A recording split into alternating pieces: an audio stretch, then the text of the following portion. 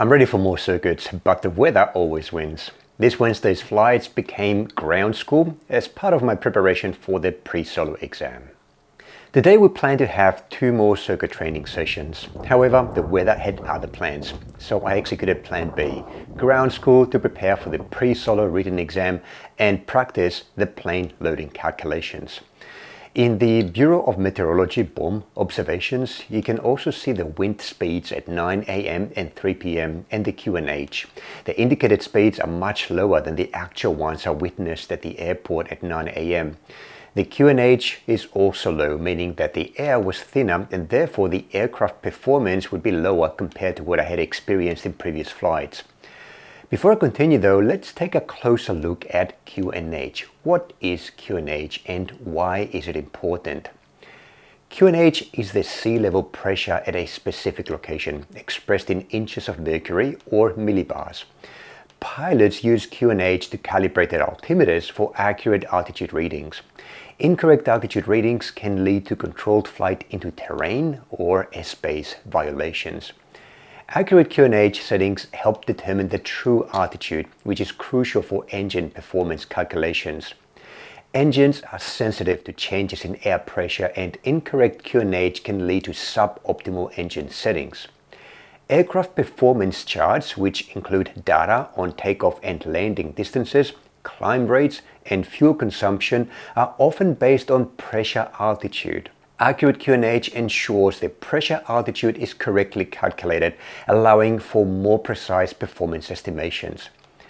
Takeoff and landing performance calculations such as required runway length and V-speeds are influenced by altitude.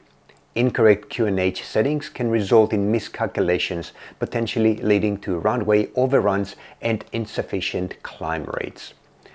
Accurate altitude readings facilitated by correct QNH settings are essential for weight and balance calculations. These calculations affect the aircraft's center of gravity, impacting stability and control. Stall speeds can vary with altitude. Accurate QNH settings ensure that the aircraft's altitude matches the altimeter, allowing pilots to maintain safe airspeeds, especially during critical phases like takeoff and landing. The correct use of QNH is integral to various aspects of aircraft performance, from engine efficiency to aerodynamic characteristics. It plays a critical role in ensuring safe and efficient flight operations. Okay, that's enough about the importance of QNH. For today's flight, the plan was to do circuits. This means flying around the airport. The QNH, while always important, is not the deciding factor here. A few millibars more or less would mean a slightly faster or slower climb rate, something that I can handle. The deciding factor is wind speed and gusts. If the wind speed is above a specific limit, then the flight can't proceed because either I'm not trained to deal with such winds, or 2, the aeroplane is not designed to fly with such winds. At the airport, I was looking at the location briefing from Air Services Australia. Greg was also listening to the airport ATIS service. Here's what the briefing looked like at 9:20 AM. This decrypted report provides detailed weather conditions including wind, visibility, turbulence, temperature, and pressure, which are essential for flight planning and operations. In red, I've marked the wind conditions that made us decide not to go ahead with the flights. Aside from the strong, sustained and gusty winds, there was also severe turbulence. Scouts don't allow the planes to fly in severe turbulence because of the stress that imposes on the airframe. Last but not least is the wind direction. The TAF indicates sustained winds from 300 to 340 degrees, making them almost perpendicular to the runway, as you can see in this diagram. Now, a quick definition about CAVOK. CAVOK means ceiling and visibility okay. This term indicates that the weather conditions are clear with no significant weather phenomenon affecting visibility, cloud cover or ceiling. CAVOK is found in META and TAF reports.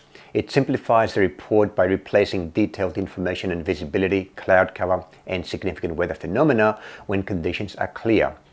CAVOK indicates optimal flying conditions, especially useful for visual flight rules (VFR) operations. It also simplifies flight planning and decision making for pilots and air traffic controllers. The criteria for CAVOK to apply are that visibility is 10 kilometers or more, there is no cloud below 5,000 feet or the highest minimum sector altitude, whichever is greater. There is no cumulonimbus or towering cumulus clouds, and no significant weather phenomena such as precipitation, thunderstorms, or fog. I can deal with light crosswinds, but not at 15 knots. So I'm grounded today, and let's switch to ground school. Given I had time to work on theory, Greg said I should prepare for the pre-solo written test. This multiple choice test evaluates my knowledge of rules, procedures, and general skills needed for someone doing the first solo, which is to fly without the instructor in the cockpit. You can see here some of the example questions from a sample test I did last week. I plan to take this test between the morning and the midday flights next week. To prepare, I'll work on the practice exam that Greg gave me and review volume 1 of the Tate book and the CASA VFRG Visual Flight Rules book guide. Various calculations were a big part of my preparation for the RPL test that I took in July. These are calculations done with the help of charts that work out things such as the takeoff distance required, the landing distance required, and the safe aircraft loading and balancing. The charts I used to do these calculations for the RPL test were generic, or at least they didn't mention a specific aircraft type.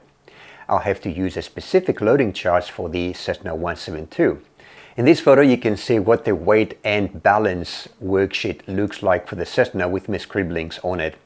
Based on my calculations, I can't take Leo, Ari and Greg on a ride with more than 15 to 20 minutes of flight time, 30 minutes of emergency fuel and 10 minutes of arrival fuel.